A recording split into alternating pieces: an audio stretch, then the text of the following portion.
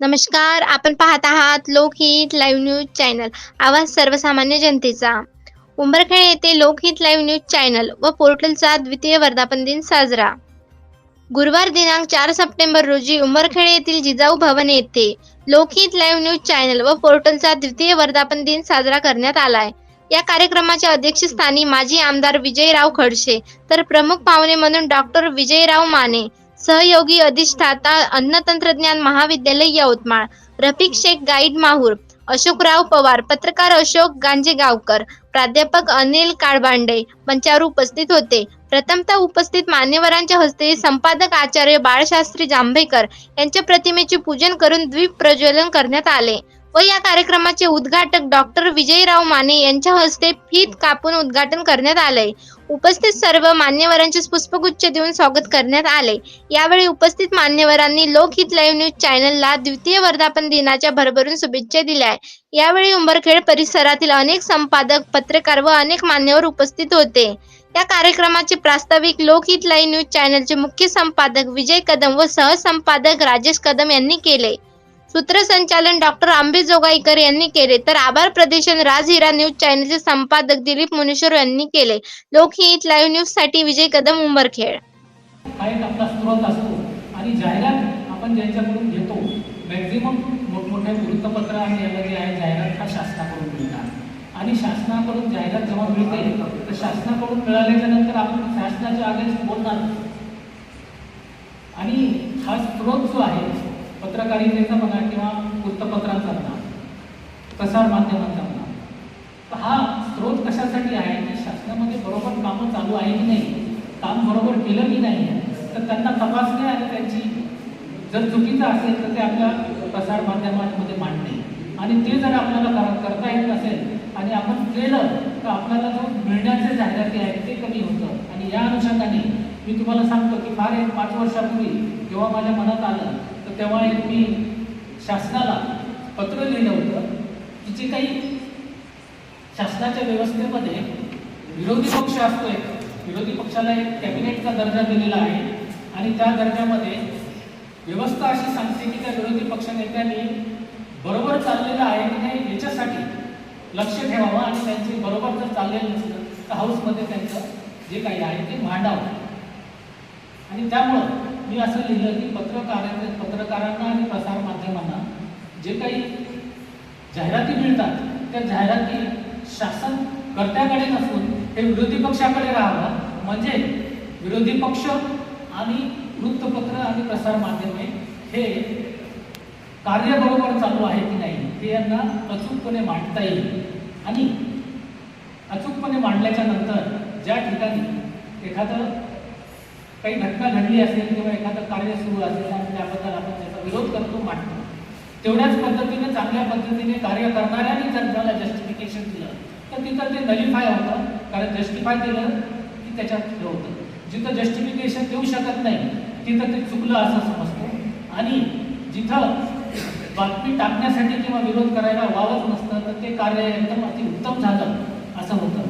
तर अशा प्रकारच्या ह्या सिस्टममध्ये ज्या काही आपल्या अडचणी आपल्याला उद्भवतात तर आपणही आपल्या पत्रकार संघातर्फे अशा पद्धतीने हे 4था स्तंभ जे आहे यालाही स्थैर्य मिळण्यासाठी आपली उंबरखेडची पत्रकार संघ असेल, परंतु एक राष्ट्र आणि राज्य पातळीवरचे जे पत्रकार संघ आहे यांच्याकडून आपल्याला आर्थिक स्थैर्य या तिन्ही स्तंभासारखं मिळावं यासाठीची आपली मागणी आपल्याला तिथे करता येईल. आपण आताच बोलला की एखादी जागा जर मिळाली तर एक पत्रकार भवन आपल्याला इथे बांधण्याची इच्छा आहे आणि त्यामध्ये सर्वच पत्रकार आणि आपले इथले संघ जर त्यामध्ये समाविष्ट असतील तर तुम्ही जागा पहा, त्यामध्ये चांगली मदत मी आपल्याला त्या ठिकाणी करेल बांधकामासाठी. पुनश्च आपल्या सर्वांना शुभेच्छा देऊन मी विजय कदम याच्या प्रसार वाहिनीला त्याच्या वर्धापन दिनानिमित्त पुनश्च शुभेच्छा देतो आणि रजा घेतो. धन्यवाद. एखाद्या प्रकरणात तुम्हाला ते बरोबर वाटणार नाही तेव्हा त्या पद्धतीनं आपण एखाद्या पण आपण तो तुमचा अधिकार आहे असं म्हणून त्या ठिकाणी स्तुती केली म्हणून भारावून जाणं किंवा विरोधात लिहिलं म्हणून मला ह्या गोष्टी वाटत नाही. आपण जर एखाद्या खाजगीत बसलो तर आपल्याला काही मुद्दे या ठिकाणी क्लिअर करता येतात. आता तर ह्या सगळ्या बाबीच्या संबंधानं आपण पत्रकाराचं निर्भीडपणे मांडण्याचं काम या ठिकाणी करतात. तसं आमचे विजयराव अत्यंत मितभाषी. त्यांना कधी काळी आम्ही आमच्या ह्याच्यासाठी कुठं न्यायचं ते बातम्या देते तर लोकांना माहीत व्हावं आम्ही आमच्या स्वार्थासाठी त्यांना ज्या ते असत तुम्ही असत आज त्यांच्या प्रयत्नाचं हे न्यूज चॅनलचे असल्यामुळं या ठिकाणी त्यांनी आम्हाला म्हणजे बिलकुल वेळ प्रसंगानं एखादा मोठा माणूस जर आला तर गाडीमध्ये पाठीमागे बसून सुद्धा माहिती संकलन करण्याचं काम आणि एक मितभाषी अशा पद्धतीचा माणूस आहे. त्यांनी ग्रामीण भागातून येऊन एक चांगल्या पद्धतीनं या ठिकाणी लोकहित न्यूज चॅनलला एक चांगलं वैभव एक चांगल्या पद्धतीचं रिप्युटेड त्यांना कुठलाही माणूस वाईट म्हणेल अशा माझ्या माहितीप्रमाणे बरोबर आहे म्हटलं सर की अशा पद्धतीनं चांगल्या पद्धतीने एखाद्या तुम्हाला म्हणतील कोणी डॉक्टर साहेब अशा पद्धतीनं लिहितात हे करतात ते करतात पण विजयराव एक अजात शत्रू आहे की प्रत्येकाला आम्ही अनुभवलो अनेकदा गाडीमध्ये मागे बसून सुद्धा माहिती बातम्या संकलन करण्याचं काम आणि आम्हाला मोठं करण्याचं काम त्या माणसाने केलं. खरं तर पत्रकारच आम्हाला मोठंही करतात हे प्रसंगी आमचं चुकलं तर तसेही ओढतात आणि त्याचं मात्र तुम्ही म्हटल्याप्रमाणे आम्हाला काही वाटत नाही कारण ते तुम्ही केलंच पाहिजे विरोधात सुद्धा लिहिलं पाहिजे या मताच्या मी या ठिकाणी अधिक न बोलता विजयरावांना त्यांच्या बंधूला त्यांच्या लोकहित चॅनलच्या दुसऱ्या वर्धापन दिनाच्या निमित्तानं या ठिकाणी मी मनापासून शुभेच्छा देतो. मला वाटते आमचे बापू एक तेही चांगले लिहितात त्या ठिकाणी भागवत प्रशांतजी काका आलेले आहेत त्यांचंही मनापासून स्वागत. आपण सर्वजण हा छोटेखानी जरी कार्यक्रम असेल तर आपला कौटुंबिक आणि घरेलू कार्यक्रम आहे त्या घरेलू कार्यक्रमाला मला उपस्थित राहता आलं आमचा सर्वांचा मान सन्मान आणि सत्कार केला त्याबद्दल मी मनापासून या ठिकाणी आभार व्यक्त करून आपल्या सर्वांच्या वतीनं या ठिकाणी लोकहित न्यूज चॅनलच्या दुसऱ्या वर्धापन दिनाच्या निमित्तानं या ठिकाणी मनापासून शुभेच्छा देतो. उत्तरोत्तर त्यांच्या समाजाच्या प्रश्नाची उकल व्हावी लहान व्हावी त्यांनी लोकांची सेवा घडावी ही भावना या ठिकाणी व्यक्त करतो आणि सांगतो. धन्यवाद. कार्यक्रमाचे अध्यक्ष माननीय माजी आमदार विजयराव खडसे, डॉक्टर विजयराव माने, ज्येष्ठ पत्रकार गांजेगावकर अंकुशभाऊ वानखेडे, अनिल भाऊ काळबांडे आणि माहूरून आलेले शेख रफीक गाईड यांचे त्यानंतर आमचे मामा चावला येथील अशोकराव पवार हे मंचावर उपस्थित झालेले आहेत. प्रथमतः माझ्या लोकहित न्यूज चॅनलच्या वतीनं सर्वांचं या ठिकाणी हार्दिक अभिनंदन करतो, स्वागत करतो.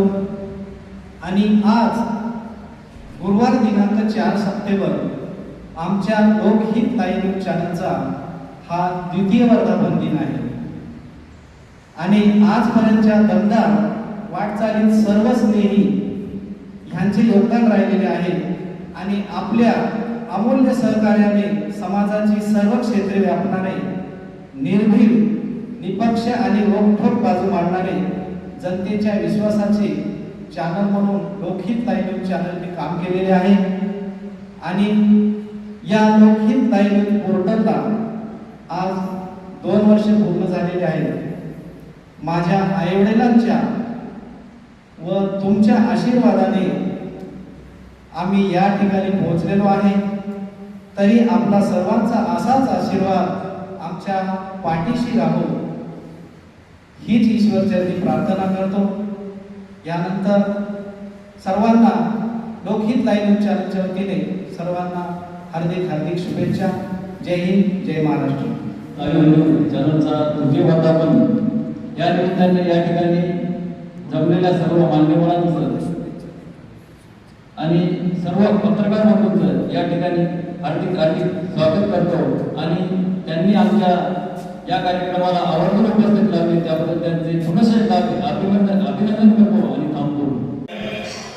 माझे सहकारी मित्र विजय कदम यांच्या दुसऱ्या वर्धापन दिनानिमित्त त्यांच्या लाईव्ह चॅनलला हार्दिक शुभेच्छा देतो. लोकहित न्यूज चॅनल मोठं चॅनलचा दुसरा वर्धापन दिन आहे.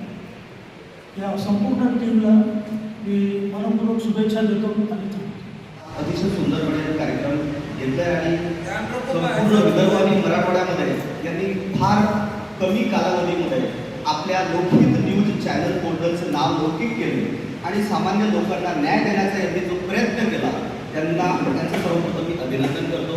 आणि आज त्यांच्या वर्धापन दिनानिमित्त सर्व मान्यवरांनी मी काही जास्त बोलत नाही.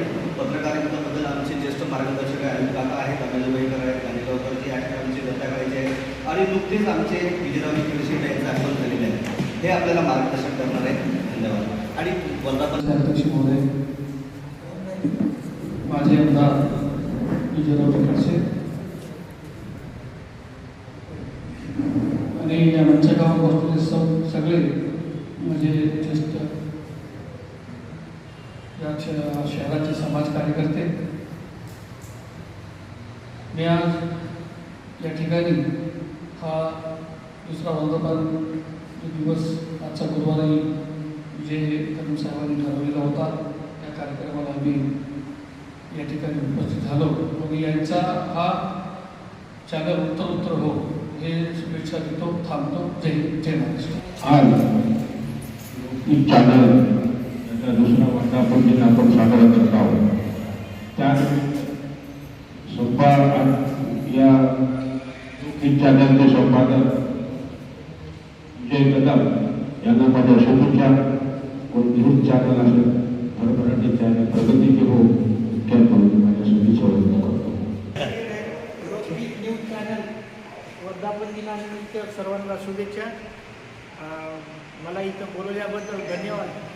आणि आपल्या पत्रकार संघाच्या निमित्तानं जे काही समस्या मांडल्या ते मी आमदार साहेबांच्या कानावर टाकतो. धन्यवाद.